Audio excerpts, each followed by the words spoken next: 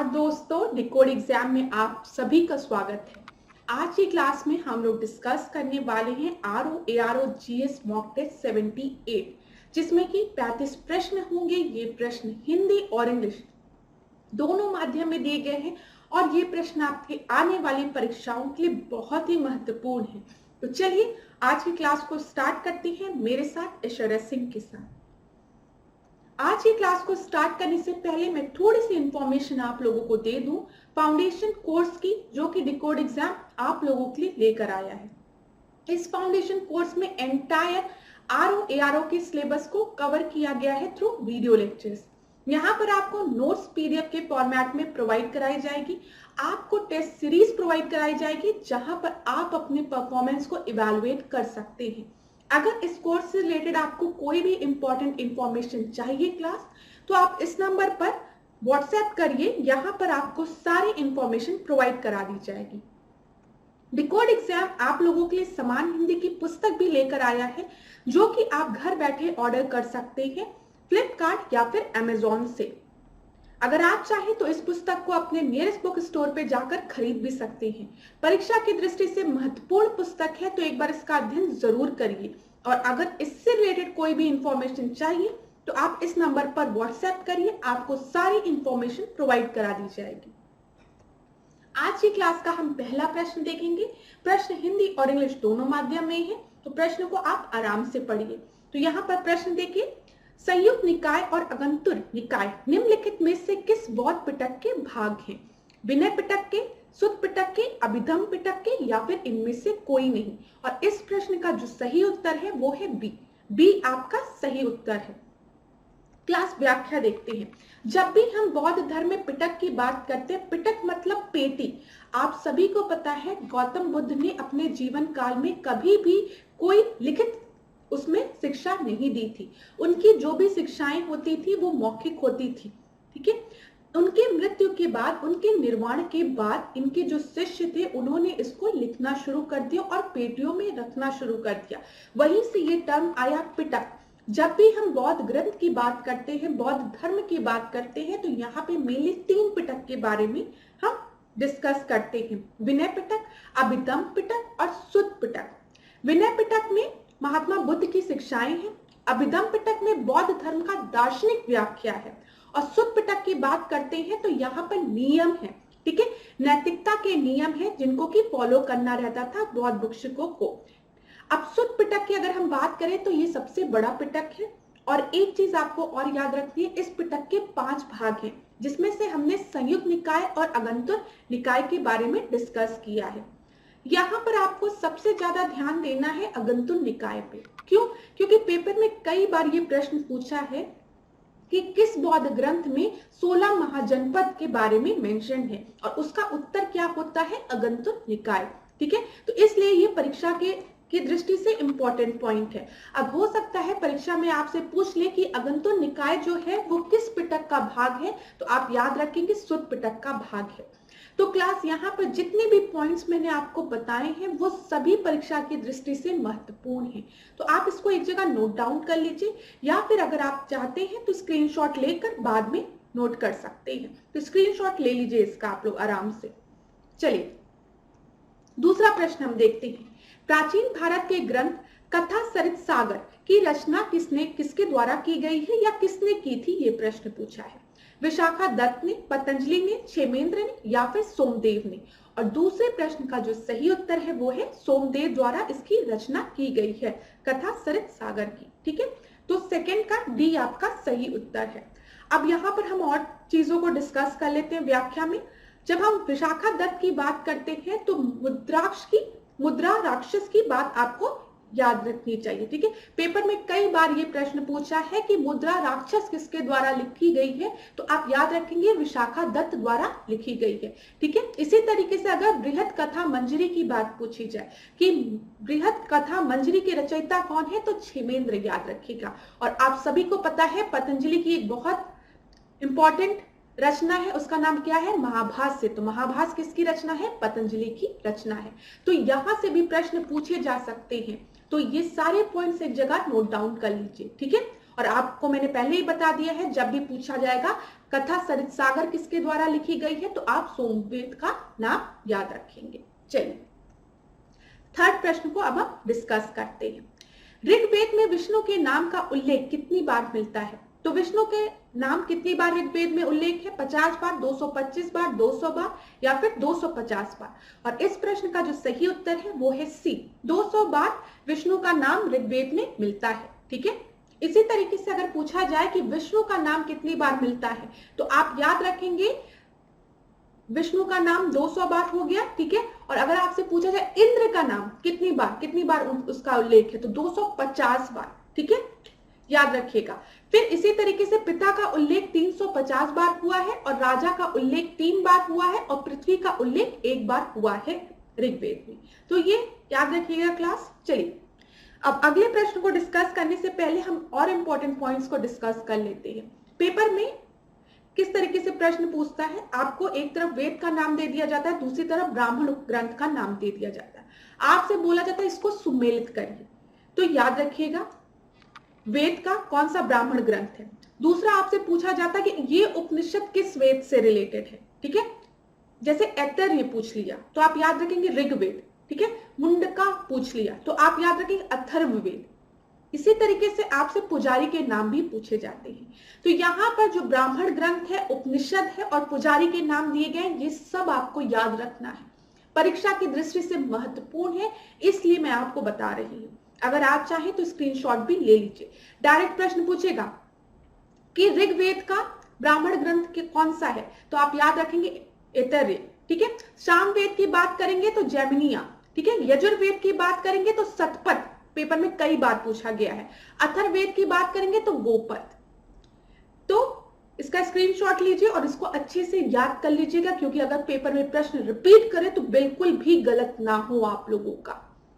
अगली बार वाले टेस्ट में मैं इसी से प्रश्न लेकर आऊंगी। फिर देखती हूँ कि आप लोग ने मेरी बात पर ध्यान दिया था कि नहीं, और प्रश्न को डिफिकल्ट उसमें थोड़ा डिफिकल्ट बनाया जाएगा। यहीं से प्रश्न बनेगा लेकिन थोड़ा सा उसकी डिफिकल्टी बढ़ाई जाएगी।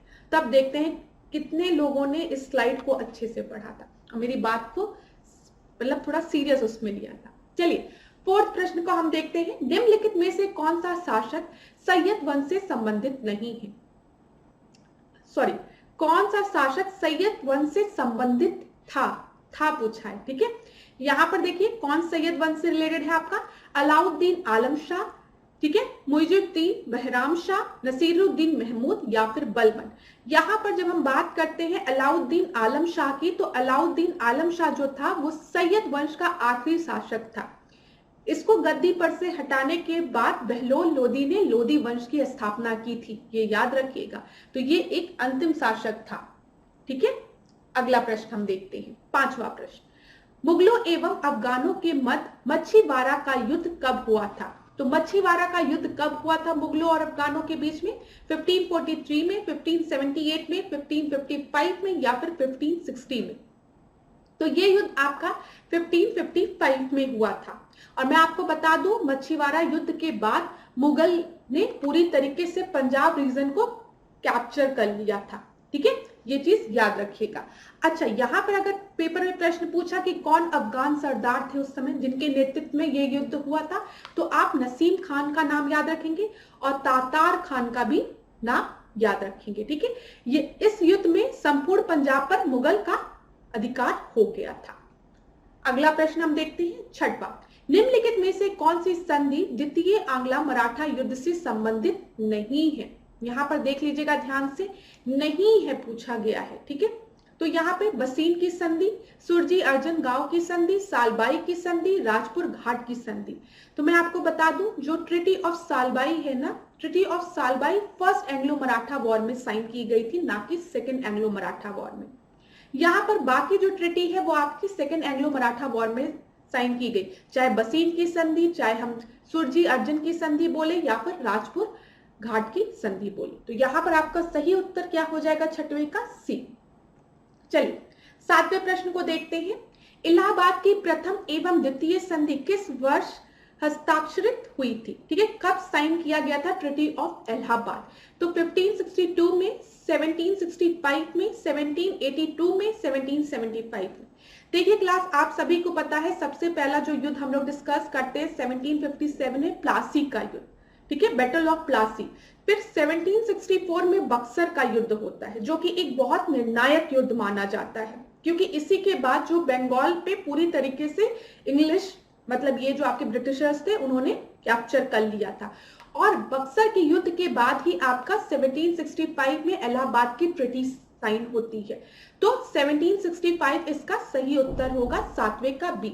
अब यहाँ पर कुछ इंपॉर्टेंट पॉइंट्स हम देख लेते हैं। देखिए क्या लिखा हुआ, जो इलाहाबाद की प्रथम संधि थी 12 अगस्त 1765 को क्लाइव और मुगल बादशाह शाह आलम द्वितीय के मध्य साइन हुई थी, ठीक है। और जो इलाहाबाद की द्वितीय संधि थी वो आपका 16 अगस्त 1765 को क्लाइव और अवध के नवाब जो थे आपके शुजाउद्दौला के मध्य साइन हुई थी। तो ये याद रखिएगा, हो सकता है पेपर में आपसे पूछ लें कि ट्रीटी ऑफ इलाहाबाद, जो पहली इलाहाबाद की ट्रीटी थी, वो किसके किसके बीच में साइन हुई थी? तो आपको पता है कि अंग्रेजों के बीच में ही साइन हुई थी, अंग्रेजों के साथ साइन हुई थी। उस समय क्लाइव था, लेकिन जो पहली ट्रीटी थी जो मुगल बादशाह के और अंग्रेजों के बीच में साइन हुई थी, मुगल बादशाह शाह आलम द्वितीय, और यहाँ पर आपके अवध के नवाब थे, ठीक है, दूसरी ट्रीटी में। चलिए, मैंने आपको इसलिए बता दिया क्योंकि हो सकता है इस तरीके से भी प्रश्न पूछ ले। 8th प्रश्न को हम देखते हैं। निम्नलिखित में से किसने वर्ष 1857 के विद्रोह को बर्बरता तथा सभ्यता के बीच का युद्ध माना है? तो किसने कहा है ये? तो यहाँ पे आपको सबसे पहले दिया है बेंजामिन डिसरेली ने, ठीक है, फिर अशोक मेहता ने, टी.आर. होम्स ने, या फिर सर जेम्स ऑटरम ने। तो यहाँ पर जो आपका सही उत्तर है वो है टी.आर. होम्स, ठीक है, ये आपका सही उत्तर है। इस तरीके का प्रश्न पेपर में पूछा गया है, तो ठीक है। यहाँ पर देख लीजिए, 1857 के विद्रोह को बर्बरता और सभ्यता के बीच युद्ध किसने बोला है? टी.आर. होम्स ने, जो कि हमने डिस्कस कर लिया। बेंजामिन डिसरेल की अगर हम बात करें तो इन्होंने 1857 के रिवॉल्ट को राष्ट्रीय विद्रोह की संज्ञा दी है, ये भी इंपॉर्टेंट पॉइंट है। और सर जेम्स ऑटरम और डब्ल्यू टेलर ने 1857 के विद्रोह को हिंदू मुस्लिम षड्यंत्र का परिणाम माना है, हिंदू मुस्लिम कॉन्स्पिरेसी का रिजल्ट माना है, ठीक है। प्रश्न कहीं से भी बन सकता है, तो व्याख्या में जो और इंपॉर्टेंट पॉइंट्स बताए जा रहे हैं उनको भी एक जगह नोट डाउन करते हुए चलिए, या फिर स्क्रीनशॉट लेते हुए चलिए। 9वें प्रश्न को हम देखते हैं। भारतीय राष्ट्रीय आंदोलन की निम्नलिखित में से कौन सी घटना सबसे बाद में हुई थी? तो सबसे बाद में कौन सी घटना हुई थी देखते हैं। मुस्लिम लीग की स्थापना, आप सभी को पता है मुस्लिम लीग कब फॉर्म हुआ है? 906 में हुआ है। 1906 में मुस्लिम लीग की स्थापना हुई है। 1905 में क्या हुआ है? बंगाल का विभाजन हुआ है। 1906 में क्या हुआ है? मुस्लिम लीग का फॉर्मेशन हुआ है, ठीक है। फिर यहां पर अगर हम बात करें 1907 में क्या हुआ है? सूरत स्प्लिट हुआ है, जिसमें नरम दल और गरम दल स्प्लिट हो गए हैं ना, इन लोग में बंटवारा हो गया है। तो इस तरीके से आप याद रखिएगा। यहां पर दिया गया है कामागाटा मारू प्रकरण की बात की गई है, ये कब हुआ है? 1914 के समय, ठीक है। होम रूल लीग के आंदोलन की बात की गई है। आप सभी को पता है दो इंपॉर्टेंट लीडर जो होम रूल लीग से रिलेटेड है, कौन कौन है बताइए? एनी बेसेंट और बाल गंगाधर तिलक। तो ये आपका 1916 की बात है, ठीक है। और हार्डिंग बम कांड की अगर हम बात करें तो ये 1911 से 1912 के बीच की घटना है। अच्छा, यहाँ पर हार्डिंग बम कांड से मुझे याद आया, यहाँ पर क्या हुआ था बताइए? जो कैपिटल ट्रांसफर हुआ था, दिल्ली दरबार हुआ था ना, पता होगा। 1905 में क्या हुआ? कोलकाता का विभाजन हुआ था 1905 में, ठीक है। 1905 में कोलकाता का विभाजन हुआ था, और फिर यहाँ पर जो आपका कैपिटल था उसको ट्रांसफर कर दिया गया था, और फिर इसी जो कैपिटल को दिल्ली ट्रांसफर किया गया था, फिर इसको वापस ले लिया गया था जब आपका दिल्ली दरबार हुआ है 1911 में। तो यहाँ पर अब आप देख लीजिए सही उत्तर आपका क्या है। सही उत्तर जो सबसे बाद में कौन सी घटना घटी है आपकी? Beginning of home rule movement, जिसके की लीडर आपको एनी बेसेंट और बाल गंगाधर तिलक पता है।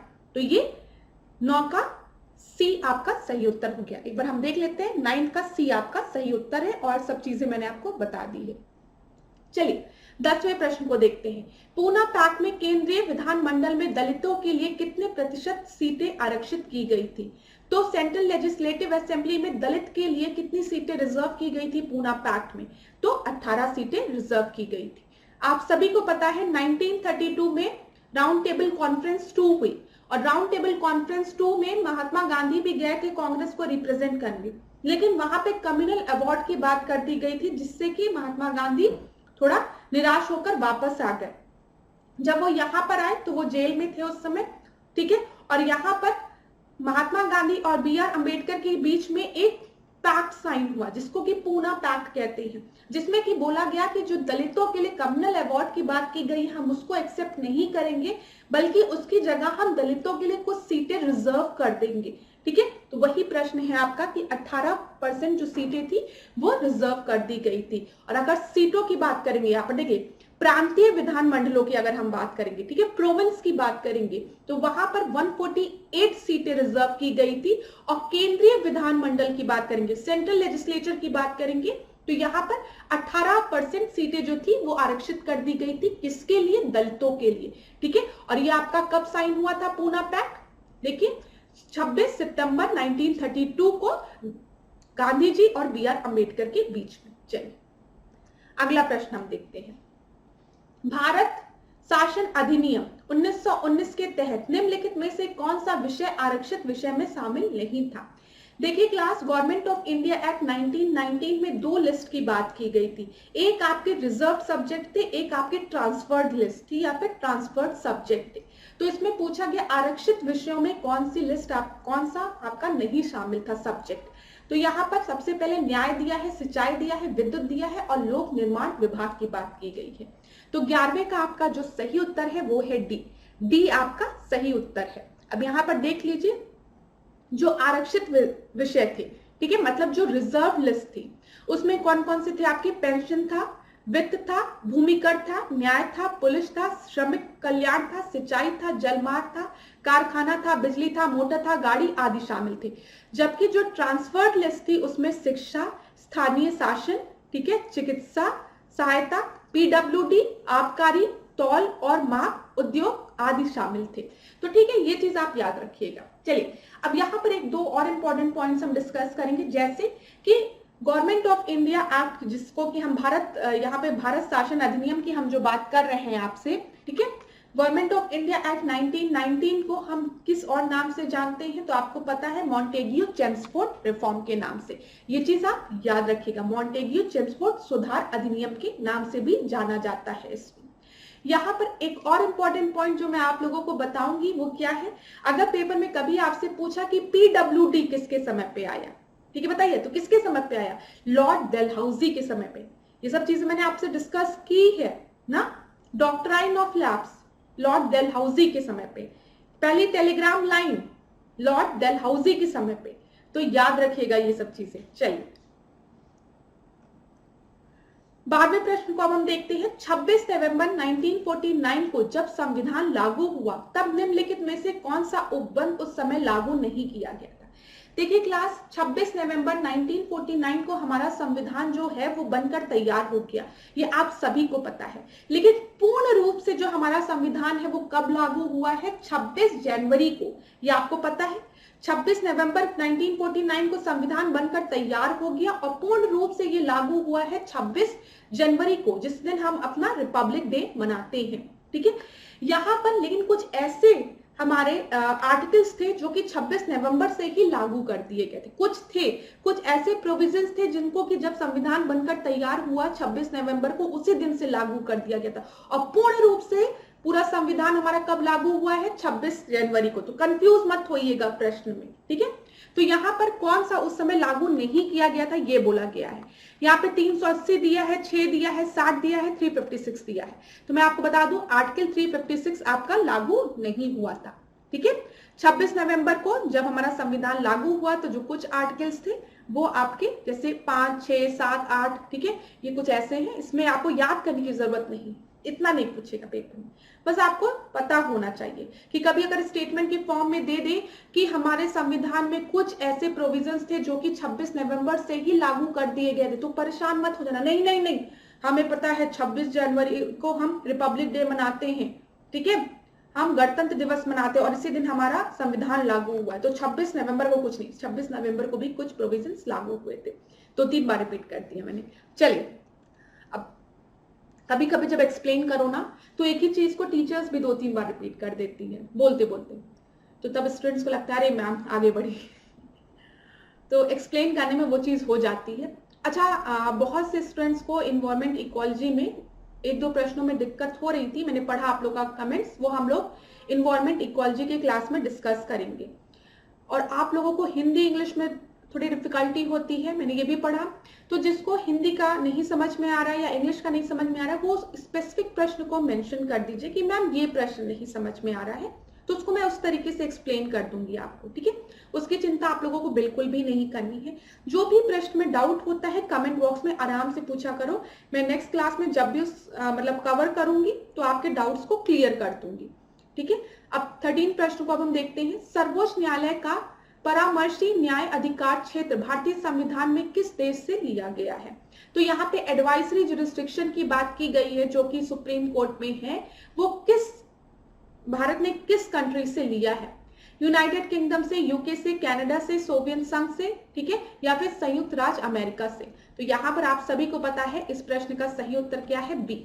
13वें का बी आपका सही उत्तर है। भारतीय संविधान में कुछ निम्नलिखित प्रावधान है जो कि हमने प्रोविजन से, जो कि हमने कनाडा से लिया है, जैसे कि संघात्मक विशेषताएं, ठीक है, फेडरल फीचर्स की बात की गई है, अवशिष्ट शक्तियां, रेसिडरी पावर की बात की गई है, केंद्र सरकार के पास, ठीक है, ये अवशिष्ट शक्तियां केंद्र सरकार के पास है, ये मतलब रेसिडरी पावर जो आपकी सेंट्रल गवर्नमेंट के पास है। आपको पता है ना, हम 3 लिस्ट की बात करते हैं मेनली आपके, हम बात करते हैं स्टेट लिस्ट की, ठीक है, हम यूनियन लिस्ट की बात करते हैं जिसको कि हम सेंट्रल लिस्ट भी कहते हैं, और हम कंकरेंट लिस्ट की बात करते हैं, ठीक है। स्टेट लिस्ट के मैटर्स में किसके पास पावर होती है?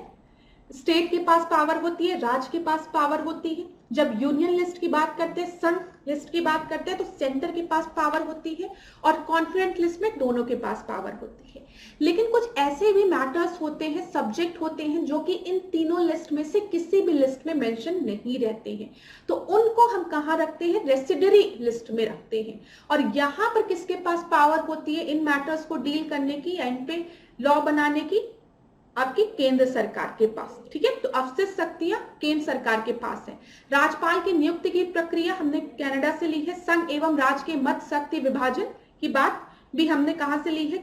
कनाडा से ली है। और सर्वोच्च न्यायालय का परामर्शी न्याय अधिकार क्षेत्र भी कनाडा का है। तो ये चीज याद रखिएगा, ठीक है। चलिए, अच्छा आप लोग मुझे एक बात बताएंगे, ये इन 3 लिस्ट की बात हमने किस शेड्यूल में की है? बता लेंगे, आसान प्रश्न है, आप में से ज्यादातर लोग बता देंगे, ठीक है। कमेंट बॉक्स में लिख देना अगर मन करेगा तो। चलो 14 प्रश्न को हम देखते हैं।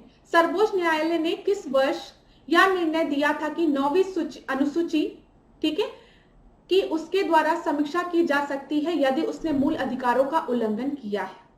तो इसमें बोला Supreme Court rule that the 9th schedule can be reviewed by it if it violates the fundamental rights. तो ये डिसीजन 2007 में आया था। डायरेक्ट आंसर पे आते हैं, 14 का ए आपका सही उत्तर है, ठीक है। देखिए क्लास, आप सभी को पता है कि 9वीं सूची की जब भी हम बात करते हैं, अनुसूची की बात करते हैं, 9th शेड्यूल की जब हम बात करते हैं, तो इसको हमारे संविधान में किस संविधान संशोधन द्वारा जोड़ा गया है? तो फर्स्ट, ठीक है, फर्स्ट कॉन्स्टिट्यूशनल अमेंडमेंट एक्ट के थ्रू 9th शेड्यूल को हमारे संविधान में 1951 में जोड़ा गया था, ठीक है। इसमें संपत्ति के अधिग्रहण की विधियों का उल्लेख है। मूलतः प्रावधान था कि यह अनुसूची वाद योग नहीं है, किंतु सर्वोच्च न्यायालय की संविधान पीठ द्वारा दिए गए 2007 में निर्णय के अनुसार इसकी समीक्षा की जा सकती है, ठीक है, इसको रिव्यू किया जा सकता है यदि इसमें शामिल किसी विषय ने मूल अधिकारों का उल्लंघन किया है। तो आपको पता है कि जो मूल अधिकार, वॉल्यूशन ऑफ फंडामेंटल राइट्स की अगर बात करें हम, कि हमारे मूल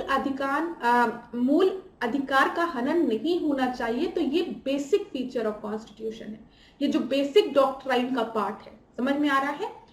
चलिए 15 प्रश्न को हम देखते हैं। नीति निर्देशक तत्वों के किस अनुच्छेद में प्रसूति सहायता का प्रावधान दिया गया है? ठीक है, मैटरनिटी की बात की गई, मैटरनिटी असिस्टेंस की बात किस प्रोविजन में की गई है, किस डीपीएसपी में डायरेक्टिव प्रिंसिपल में की गई है। 48, 43, 42, 46 और इस प्रश्न का जो सही उत्तर है वो आपका क्या है 42। यहाँ पर सही उत्तर क्या है सी। 15 का सी आपका सही उत्तर है। ठीक है, 48 की अगर हम बात करेंगे, आप सभी को पता है यहाँ पर जितने भी आपके अनुच्छेद लिखे गए हैं सब आपके नीति निर्देशक तत्व हैं। ठीक है, डायरेक्टिव प्रिंसिपल के पार्ट है। यहाँ पर अनुच्छेद 48 की जब हम बात करेंगे तो वो किस चीज से रिलेटेड है, एनिमल हस्बेंड्री से रिलेटेड है, एग्रीकल्चर से रिलेटेड है, कृषि और पशुपालन का संगठन इसमें इसकी बात की गई है।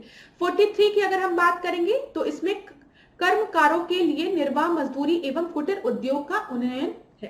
ठीक है, 46 की बात करेंगे तो इसमें अनुसूचित जाति और अनुसूचित जनजाति और अन्य दुर्बल वर्गों के कल्याण हेतु शिक्षा और आर्थिक उन्नयन से संबंधित है ये, तो आप याद रखिएगा ये भी। ठीक है, वैसे आप लोग ना फंडामेंटल राइट्स, डीपीएसपी ये सब रट डालो, जितने भी हैं पेपर में प्रश्न पूछ लेता है, और जब ऐसे प्रश्न पेपर में गलत होते हैं ना तो बहुत दुख होता है। तो इसलिए ये तो रटना है, फंडामेंटल राइट्स याद कर डालो, डीपीएसपी याद कर डालो, फंडामेंटल ड्यूटीज भी याद कर डालो। फंडामेंटल ड्यूटीज से रिलेटेड तो कई बार प्रश्न मैंने आपको कराए कि किस तरीके से प्रश्न पूछते हैं। जैसे फंडामेंटल ड्यूटीज अगर पूछा तो पूछेगा किस कमेटी द्वारा फंडामेंटल ड्यूटीज को सजेस्ट किया गया, तो स्वर्ण सिंह कमेटी। किस कॉन्स्टिट्यूशनल अमेंडमेंट एक्ट के थ्रू फंडामेंटल ड्यूटीज को हमारे संविधान में ऐड किया गया, 42nd कॉन्स्टिट्यूशनल अमेंडमेंट एक्ट के थ्रू। ठीक है, फिर आपसे पूछता है जब ओरिजिनली फंडामेंटल ड्यूटीज को हमारे संविधान में ऐड किया गया था तो कितनी थी, 11 थी। ठीक है, एक कब ऐड किया गया, अब कितनी है, टोटल 12 है। किस कॉन्स्टिट्यूशनल अमेंडमेंट एक्ट के थ्रू हमने 12वें फंडामेंटल ड्यूटी को ऐड किया। तो इस तरीके के प्रश्न एकदम रटे होने चाहिए ताकि कभी पूछे ना तो खट खट टिक लगा के सोचना भी ना पड़े पेपर में। चलो 16वां प्रश्न देखते हैं। भारत का मिलाम हिमनद निम्नलिखित में से किस श्रेणी में स्थित है। तो मिलाम ग्लेशियर की बात करेंगे हम तो लद्दाख, काराकोरम, पीर पंजल या फिर कश्मीर श्रेणी। तो आप सभी को पता है यहाँ पर सही उत्तर क्या होगा, यहाँ पर सही उत्तर आपका होगा कश्मीर श्रेणी में मिलाम ग्लेशियर आता है। ठीक है, ठीक है क्लास। अच्छा, अब ये याद रखिएगा सियाचिन अगर बात करेंगे तो सियाचिन सबसे बड़ा हिमनद है, ग्लेशियर है। ठीक है, ये चीज याद रखिएगा। यह दुनिया का सबसे ऊंचा युद्ध क्षेत्र है, ये भी पूछा गया है पेपर में, इसलिए इसको याद रखिएगा। ठीक है, सियाचिन अब याद रखिए, सियाचिन की अगर हम बात करेंगे, बाल्टोरा की हम बात करेंगे, बियाफो की बात करेंगे, ये जितने भी ग्लेशियर हैं सियाचिन, बाल्टोरा, बियाफो, ये सब किसके कहां पर आते हैं, कैराकोरम रेंज में। ठीक है, आप सभी को पता है ट्रांस हिमालय के बारे में पता है, कैराकोरम, लद्दाख, जास्कर। ठीक है, तो ऐसे याद रखिए सबसे ऊंची यहाँ पर जब हम बात करते हैं सबसे ऊपर तो कौन सा है, ट्रांस हिमालय है। ट्रांस हिमालय में कैराकोरम, लद्दाख, जास्कर है ना। तो यहाँ पर कैराकोरम रेंज में आपका कौन सा आता है, सियाचिन ग्लेशियर पूछेगा तो वो किस रेंज में आता है, आपका कैराकोरम रेंज में आता है। ठीक है, मिलान ग्लेशियर के बारे में पूछेगा तो आप याद रखिए कश्मीर श्रेणी में आता है ये। बाल्टोरा पूछेगा तो कैराकोरम में, बियाफो पूछेगा तो कैराकोरम में। चलिए अगला प्रश्न देखते हैं, 17 प्रश्न। निम्नलिखित में से किस दर्रे का उपनाम लाशों का ढेर है। तो लाशों का ढेर किसका है बताइए, कैराकोरम, जोजिला, शिपकिला या फिर रोहतांग। तो यहाँ पर आपका सही उत्तर है रोहतांग दर्रा का, डी आपका सही उत्तर है। देखिए क्लास, मैंने आपको पहले भी बताया था कि अगर हिमाचल प्रदेश की हम बात करें तो हिमाचल प्रदेश के दर्रों का आप इस तरीके से याद कर सकते हैं, रोहतांग भरा शिप। ठीक है, अब रोहतांग भरा मतलब एकदम एडवेंचरस वाला, रोहतांग भरा शिप के लिए आपको क्या चाहिए, हिम्मत चाहिए। तो हिमाचल प्रदेश में आपका कौन कौन सा है, बारालाचा है। ठीक है, ठीक है, फिर उसके बाद रोहतांग है और शिपकिला है। तो इस तरीके से आप याद रख सकते हैं। ये सब कहां पर है, ये सब आपके हिमाचल प्रदेश में है। तो ऐसे आंख बंद करके सोचिए, शिप है उसमें रोहतांग, मतलब एकदम हिम्मत से बैठे हुए, रोहतांग बारा शिप, रोहतांग से एकदम भरा। तो बारालाचा, रोहतांग और शिपकिला ये सब आपका हिमाचल प्रदेश में है। चलिए अगला प्रश्न हम देखते हैं, लिप नीतिमान ये कहां पर है, उसमें बताइए, उत्तराखंड में। चलिए दूसरा 18वां प्रश्न, मैं सोची कमेंट में पूछूं, फिर मैंने कहा यार बताएंगे है नहीं, जो नहीं बता देती हूँ।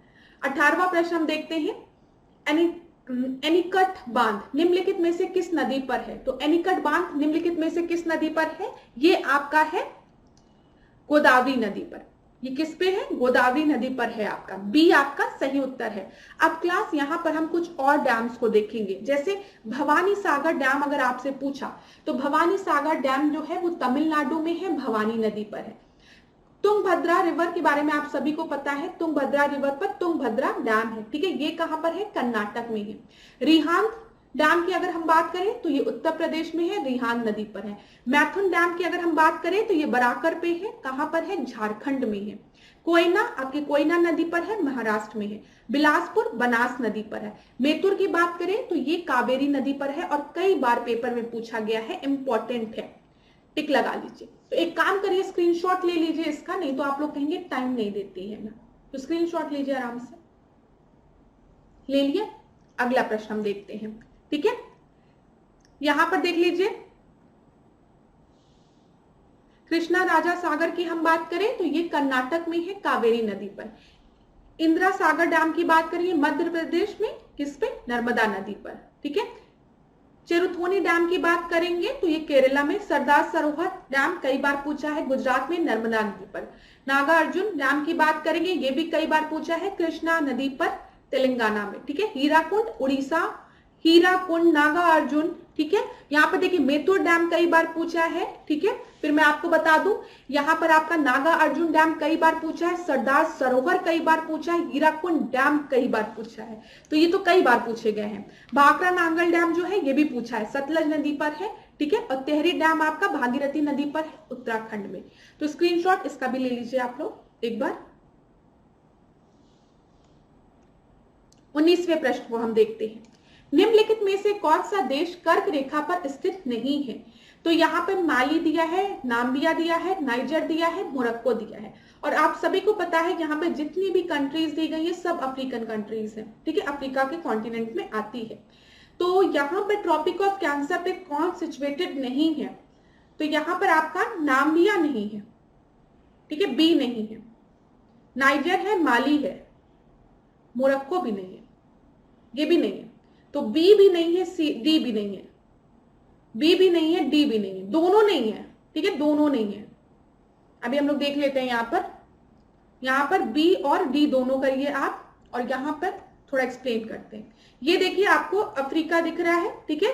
यहाँ पर देखिए ये आपका ट्रॉपिक ऑफ कैंसर है। ट्रॉपिक ऑफ कैंसर कुछ इस तरीके से होके जाती है कर्क रेखा, यहाँ पे वेस्टर्न सहारा से होके, मॉरिटेनिया से होके, ठीक है, यहाँ पे माली, माली से अल्जीरिया, ठीक है, यहाँ पे इसको नाइजर, लीबिया, चाड, इधर इधर एकदम ऐसे ऐसे टच करते हुए जाती है इजिप्ट। तो अगर आप इधर देखेंगे तो देखिए कहां कहां से होके जाती है, वेस्टर्न सहारा से, नाइजर से, अल्जीरिया से, मॉरिटेनिया से, मिस्र से, लीबिया से और माली से। तो यहाँ पर ध्यान रखिएगा क्लास, इस फिगर में देखेंगे तो आपको ज्यादा अच्छे समझ में आएगा। सहारा पहला, ठीक है, फिर उसके बाद मॉरिटेनिया दिख रहा है, माली दिख रहा है, यहाँ पे अल्जीरिया दिख रहा है, लीबिया दिख रहा है, इधर इजिप्ट दिख रहा है, इधर नाइजर, ठीक है। ये इतने जो रीजन्स हैं, यहां से आपके ट्रॉपिक ऑफ कैंसर आपकी होके गुजरती है। अगर यहाँ पर स्क्रीन में आपको ढंग से नहीं दिख रहा है तो आपके पास एटलस होगा, ठीक है, आप एटलस पे खोल के अच्छे से देख लीजिएगा। नाम्बिया की बात करें जो कि आपको ऑप्शन में दिया था, देखिए नाम्बिया यहाँ पर है, ये दिख रहा है ना आपको यहाँ पर। तो नाम्बिया से आपका ट्रॉपिक ऑफ कैप्रिकॉन गुजरता है, ना कि ट्रॉपिक ऑफ कैंसर। अगर ट्रॉपिक ऑफ कैप्रिकॉन पूछेगा तब आपका नाम्बिया ठीक है। यहाँ पे नाम्बिया, बोत्सवाना, ठीक है, जिम्बाब्वे और ये आपके मोजाम्बिक, यहां से आपका ट्रॉपिक ऑफ कैप्रिकॉन गुजरता है, ठीक है, लेकिन ट्रॉपिक ऑफ कैंसर नहीं नाम्बिया से गुजरता है। मोरक्को अगर आप मैप में देखेंगे तो मोरक्को ये रहा, देखो ऊपर की तरफ, तो मोरक्को से भी नहीं गुजर रहा है ट्रॉपिक ऑफ कैंसर। तो यहाँ पर आपका जो दो ऑप्शन दिए थे दोनों गलत है, उसको सही कर लेना। मोरक्को से भी नहीं गुजरता है, नाम्बिया से भी नहीं गुजरता है, पीडीएफ में भी इसको सही कर लीजिएगा आप लोग। चलिए 20वें प्रश्न को अब हम देखते हैं। निम्नलिखित में से कौन सा युग्म सुमेलित नहीं है? कौन सा युग्म सही सुमेलित नहीं है ये पूछा गया है।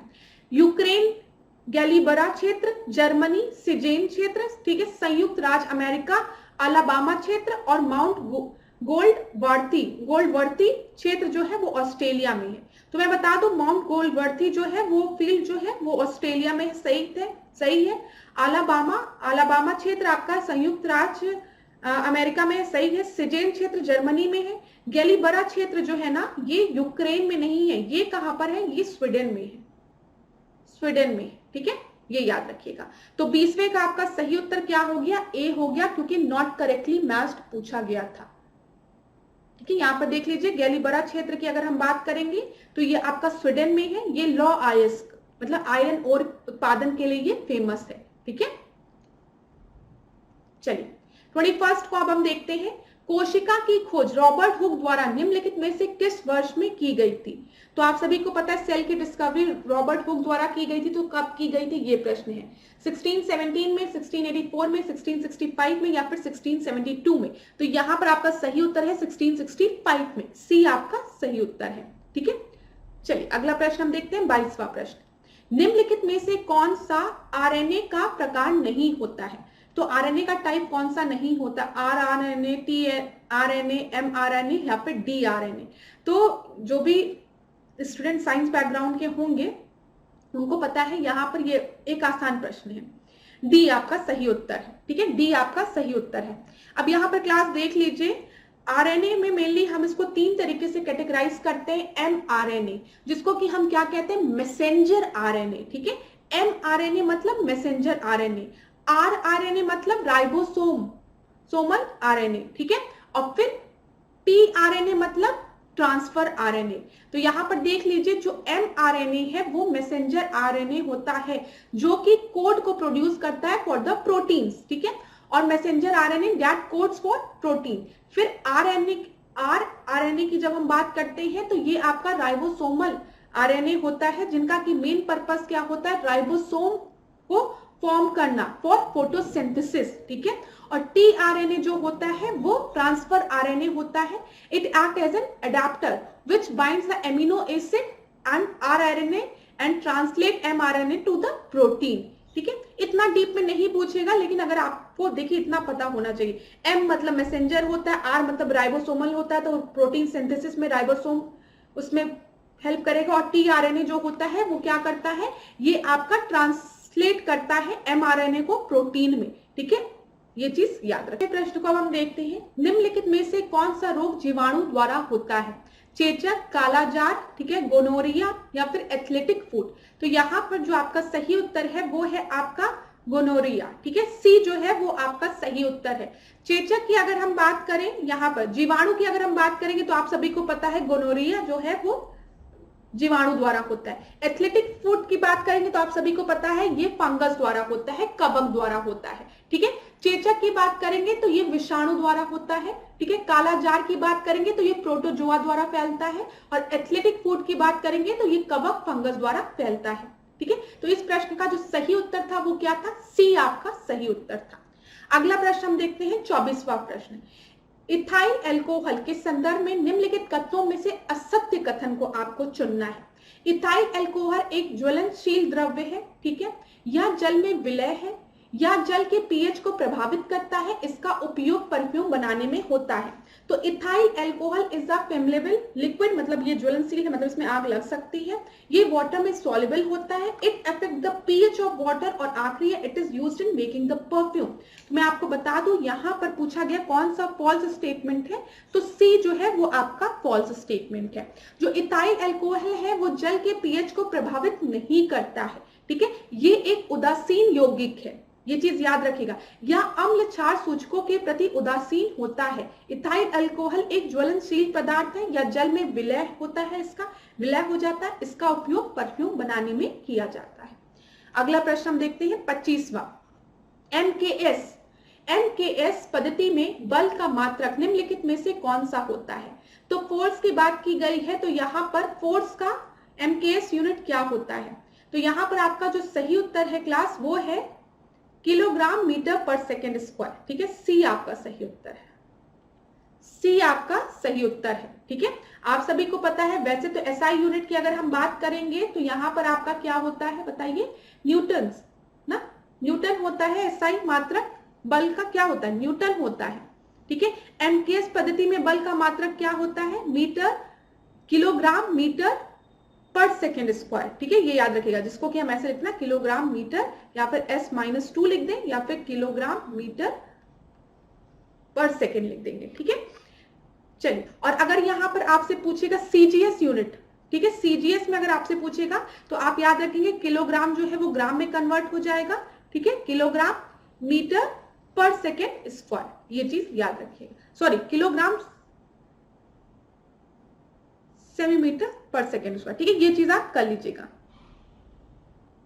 चलिए अगला प्रश्न हम देखते हैं 26वां।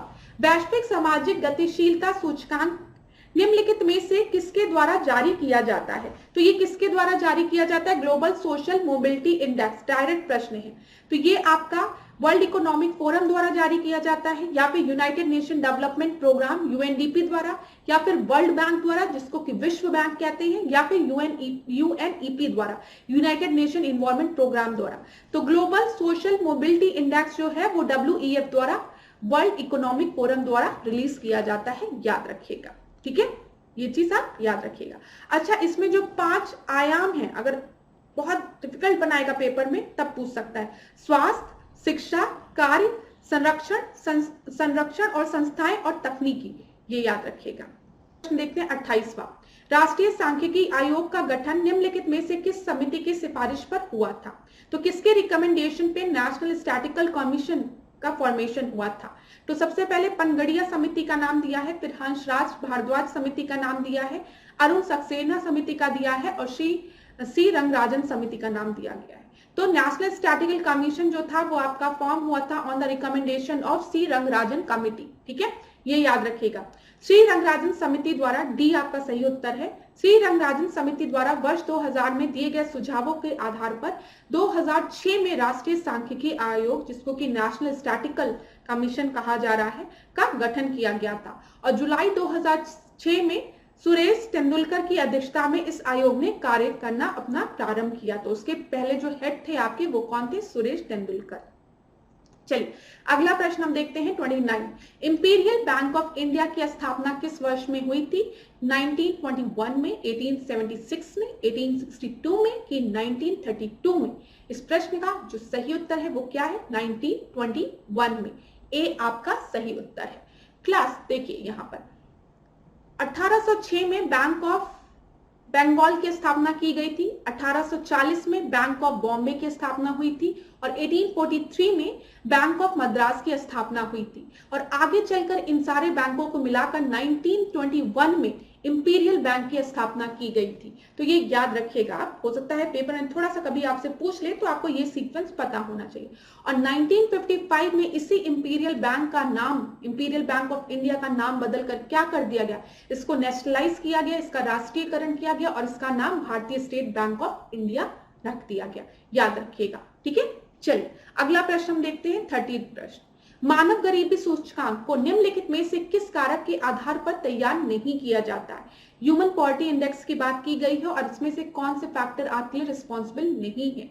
लाइफ एक्सपेक्टेंसी, ठीक है, जीवन प्रत्याशा, जनसंख्या, साक्षरता, सामाजिक वंचन। तो यहाँ पर जो सही उत्तर है वो आपका क्या है? जनसंख्या, बी आपका सही उत्तर है। ये फैक्टर आपका इन्वॉल्व नहीं है। जब भी हम ह्यूमन पॉवर्टी इंडेक्स कैलकुलेट करते हैं, मानव गरीबी सूचकांक हम लोग जब भी कैलकुलेट करते हैं, हम लोग नहीं, जब संयुक्त राष्ट्र संघ द्वारा आपका कैलकुलेट किया जाता है, तो यहाँ पर 4 कारक, 4 फैक्टर्स पे ध्यान दिया जाता है। जीवन प्रत्याशा, लाइफ एक्सपेक्टेंसी, साक्षरता, लिटरेसी, आय, इनकम, सामाजिक वंचन, जो मैंने आपको बताया सोशल डेप्रिवेशन, ठीक है, ये चीज याद रखिएगा। चलिए 31 प्रश्न को देखते हैं। भारतीय संसद द्वारा जैव विविधता अधिनियम पारित किया गया था। तो बायोडाइवर्सिटी एक्ट कब आया था बताइए? 2002 में आया था, ठीक है, 2002 में दिसंबर में। और आप सभी को पता है बायोडाइवर्सिटी डे हम कब मनाते हैं? 22 मई को मनाते हैं, ये भी चीज याद रखिएगा, ठीक है। यहाँ पर अगर पेपर में आपसे पूछा गया कि wild life protection act, one जीव संरक्षण अधिनियम कब आया था? तो 1972 में आया था, ठीक है। प्रोजेक्ट टाइगर की अगर बात किया गया वो कब आया था? 1973 में आया था। इन्वायरमेंट प्रोटेक्शन एक्ट की बात की गई, ठीक है, पर्यावरण संरक्षण अधिनियम की बात की गई तो 1986 में, याद रखिएगा, ये सारी चीजें बहुत इंपॉर्टेंट है। चलिए 32वें प्रश्न को देखते हैं। निम्नलिखित में से किस अधिनियम द्वारा केंद्रीय कार्यकारिणी के सदस्यों की संख्या 4 से बढ़ाकर 5 कर दी गई थी? तो यहाँ पर किससे कर दी गई थी? इंडियन काउंसिल एक्ट 1861, 1892, 909 या 1873। तो यहाँ पर आपका जो सही उत्तर है वो है 1861 से, ठीक है। ए आपका जो है वो आपका सही उत्तर है। देखिए यहाँ पे क्या लिखा है, अधिनियम द्वारा केंद्रीय कार्यकारिणी के सदस्यों की संख्या 4 से बढ़ाकर 5 कर दी गई थी, ठीक है। 5वें सदस्य को विधिवेता होना अनिवार्य कर दिया गया था। केंद्रीय सरकार को सार्वजनिक ऋण, वित्त, मुद्रा, डाक तथा एवं तात, धर्म और यहाँ पे अधिकार के संबंध में प्रांतीय सरकार से अधिक ये प्रदान कर दिया गया था। इतना आप याद रखिएगा जो मैंने आपको बताया। अगला प्रश्न हम देखते हैं। यहाँ पर व्याख्या अगर आपका मन करेगा तो आप पीडीएफ में पढ़ लीजिएगा। 33वां प्रश्न देखते हैं। निम्नलिखित में से किस वाद में उच्चतम न्यायालय ने व्यवस्था दी थी कि संविधान संशोधन विधि एक विधि नहीं है, ठीक है। किसमें बोला गया था कि जो कॉन्स्टिट्यूशनल अमेंडमेंट लॉ है वो आपका एक लॉ नहीं है। तो ये किसमें बोला गया था बताइए। ये बहुत ही आसान प्रश्न है। शंकरी प्रसाद बनाम भारत संघ 1951 का जो आपका डिसीजन था उसमें बोला गया था कि कॉन्स्टिट्यूशनल अमेंडमेंट एक्ट जो लॉ है ये एक लॉ नहीं है, ठीक है, याद रखिएगा। चलिए 34 प्रश्न को हम देखते हैं। संसदीय समिति के संदर्भ में निम्नलिखित कथनों पर विचार कीजिए। तो विचार कीजिए यहाँ पर पार्लियामेंट्री कमेटी से रिलेटेड। समिति अध्यक्ष सभापति के निर्देशन में कार्य करती है और यह अपनी रिपोर्ट सदन या अध्यक्ष सभापति को प्रस्तुत करती है। Committee function under the direction of chairman and submit its report to the house और इट्स स्पीकर, ठीक है। दूसरा आपको दिया गया संसदीय समितियों की उत्पत्ति आयरलैंड के संसद से हुई है। तो मैं आपको बता दूं जब भी पार्लियामेंट्री कमेटी से रिलेटेड जो पॉइंट्स दिए गए हैं इसमें आपका एकदम सही पॉइंट है पहला। जो भी कमेटी है वो डायरेक्ट आपकी किसकी अध्यक्षता में कार्य करती है, यहाँ पे समिति अध्यक्ष सभापति के निर्देशन पे कार्य करती है, एकदम सही है। या अपनी रिपोर्ट सदन या अध्यक्ष या सभापति को प्रस्तुत करती है, ये भी सही है। लेकिन संसदीय समितियां जो है उसकी उत्पत्ति आयरलैंड से नहीं, ये ब्रिटिश पार्लियामेंट से ही ली गई है, ठीक है। ये आपका गलत है। तो यहाँ पे केवल एक आपका सही उत्तर है, ठीक है। यहाँ पर देख लीजिए क्लास, जब भी हम पार्लियामेंट्री कमिटीज की बात करते हैं तो मेनली आपको दो आर्टिकल्स आपको याद रखने चाहिए। एक आर्टिकल 105 105 और 118 118। आर्टिकल 105 में क्या बोला गया है, जो स्पेशल प्रिविलेजेस दिए गए हैं एमपीज को, उसके बारे में जो प्रिविलेजेस दिए गए हैं, ठीक है, विशेषाधिकार दिए गए हैं, वो किसमें मेंशन है, अनुच्छेद 105 में, ठीक है। और 118 की बात जब हम करेंगे तो इसमें क्या दिया गया है, parliamentary authority to make rules to regulate its procedure and code of conduct of business, ये याद रखिएगा। अनुच्छेद 118 में संसद को अपनी प्रक्रिया और कार्य संचालन को विनियमित करने के लिए नियम बनाने का अधिकार दिया गया है। तो ये दोनों आर्टिकल्स आपको पता होने चाहिए जो कि पार्लियामेंट्री समिति से रिलेटेड है, पार्लियामेंट्री कमेटी से रिलेटेड है। मैंने एक प्रश्न इसके पहले वाले टेस्ट में डिस्कस किया था जो कि बहुत ही कॉमन प्रश्न है, पार्लियामेंट की कौन सी कमेटी है जिसमें कि खाली लोकसभा के मेंबर्स आपके होते हैं। और मैंने आपको बताया था एस्टिमेट कमेटी उसका आंसर है, तो वो भी आप याद रखिएगा। चलिए 35 प्रश्न को हम देखते हैं। यहाँ पर आपको कुछ अनुच्छेद दिए गए हैं और सामने आपको दिया गया है। तो देखिए इसमें क्या ग्राम सभा के बारे में 343 में है, ठीक है। कॉन्स्टिट्यूशन ऑफ पंचायत का गठन आपका 243 बी में दिया गया है, ठीक है। स्टेट इलेक्शन कमीशन की बात आई में की गई है, ये आपका गलत है, इसमें फाइनेंस कमीशन की बात की गई है। डी में रिजर्वेशन की बात की गई है, सही है। तो कौन सा गलत है, सी आपका गलत है। यहां पर अगर आप देखेंगे आर्टिकल 243, सबसे पहले आर्टिकल 243 आपको पता है पंचायती राज से रिलेटेड है, ठीक है, जिसको कि हमारे संविधान में किस कॉन्स्टिट्यूशनल अमेंडमेंट एक्ट के थ्रू ऐड किया गया था, 73rd कॉन्स्टिट्यूशनल अमेंडमेंट एक्ट के थ्रू, ठीक है। चलिए यहां पर देख लीजिए 243A की जब हम बात करते हैं इसमें ग्राम सभा के बारे में उल्लेख है, ठीक है। 243B में पंचायतों का संविधान उल्लेख करता है, ठीक है। 243B में यहाँ पे दिया गया ना, ठीक है। हाँ 243C में आपके पंचायत की संरचना के बारे में दिया गया है, संरचना की। 243 में सीटों में जो आरक्षण की बात की गई है, रिजर्वेशन की बात की गई है। F में योग्यता क्वालिफिकेशन की बात की गई है। 243 में शक्ति प्राधिकरण और पंचायतों की जिम्मेदारियों की बात की गई है। E में अवधि की बात की गई है, टेन्योर की बात की गई है। H में क्या बोला गया है, इसमें निधि देने की शक्ति का उल्लेख दिया गया है, ठीक है। I में किस चीज की, वित्तीय स्थिति का उल्लेख दिया गया है। तो ये चीज आप याद रखिएगा। तो thank you so much class. आज के सेशन को अब हम यहीं पे एंड करेंगे, ठीक है। हमने 35 प्रश्नों को डिस्कस किया जो कि परीक्षा की दृष्टि से महत्वपूर्ण थे। मैंने आपको व्याख्या के साथ चीजों को बताया ताकि जो इंपॉर्टेंट पॉइंट्स आपको व्याख्या में पता होने चाहिए वो भी क्लियर हो जाए, ठीक है, ताकि चीजें आपको रिवाइज भी होती रहे। तो अगर आपको क्लास पसंद आ रही हो तो वीडियो को लाइक करिए, शेयर करिए, ठीक है। और अगर कोई डाउट होता है तो कमेंट बॉक्स में पूछिए। तो आज के सेशन को हम यहीं पे एंड करेंगे। इसी तरीके से मेरे साथ ऐश्वर्या सिंह के साथ बने रहिए, डिकोड एग्जाम के साथ बने रहिए। आपका दिन मंगलमय, खूब पढ़िए, खूब आगे बढ़िए। धन्यवाद।